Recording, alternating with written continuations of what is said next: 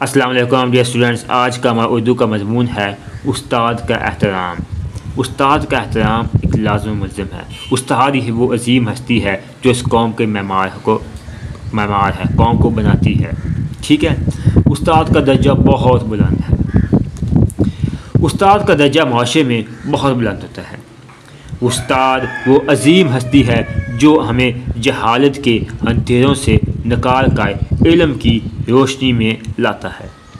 उस्ताद ही हमें अच्छे बुरे की पहचान सिखाता है और हमारी शख्सियत को निखारता है।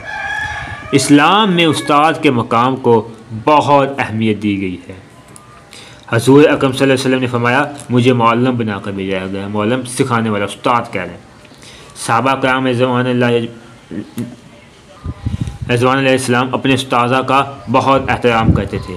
हज़रत अली रज़ी अल्लाह अन्हु फरमाते हैं, जिसने मुझे एक लफ्ज़ भी सिखाया मैं उसका ग़ुलाम हूँ।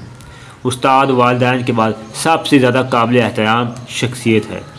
जैसे वालिदैन हमें ज़िंदगी देते हैं, वैसे उस्ताद जीने का सलीका सिखाता है।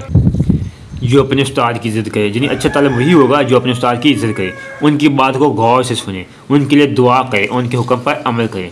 आज के दौर में भी अगर हम कामयाब होना चाहते हैं तो हमें उस्ताद की कदर करनी होगी, क्योंकि एक अच्छा उस्ताद ही एक कामयाब कौम की बुनियाद रखता है।